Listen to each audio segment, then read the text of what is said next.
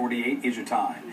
It is a tough subject to talk about, but as we head into National Suicide Prevention Week, we'd like to bring awareness to depression and mental illness. Join us now to share her personal story is the author of a book called It's Not Your Journey, Rebecca Lombardo. Thank you so much for being here this morning. Thank you for having me. So tell me about why write a book.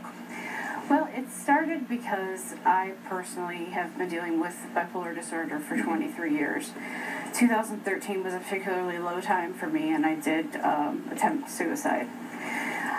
After I got out of the hospital, I realized that that needed to be the last time I ever was in the hospital again, and I wanted to reach out and help people. So I started a blog, and the blog became internationally known. I was hearing from people all over the world.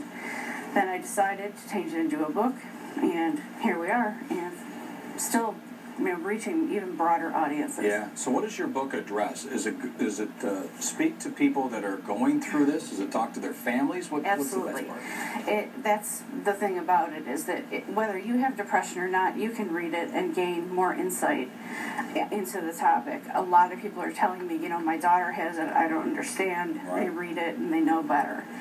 It's for everybody. It's my life. This book is all true stories of my life. Rebecca, I think it's interesting when we talk to people that have attempted suicide like you have, it's hard for some people to understand the depths of despair that people have to get to even contemplate that. Absolutely. So tell me, what was that for you that even had you flirting with the idea of doing that?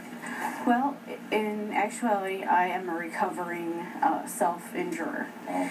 And there are times when, your life, you feel like you're so far down and you're so depressed, so full of anxiety, that you're not going to be able to climb out of it. And that you're a burden to your loved ones, and that people would just be better off without you. And that's kind of where I was at that point. I felt as if I failed in life in general. And so what was it that stopped you? I know that you attempted it, but you obviously didn't follow through. And then what was it that made you take a more positive approach and write a book?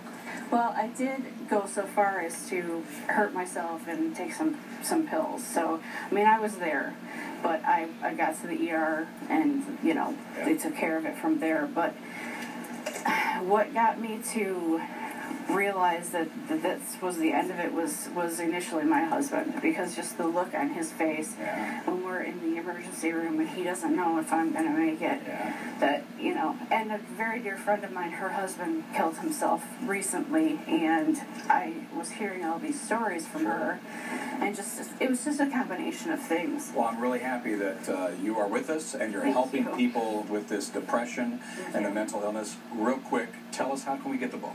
Well, there's a couple of different ways. It's on sale on Amazon. Okay. You can get a paperback or Kindle. Okay.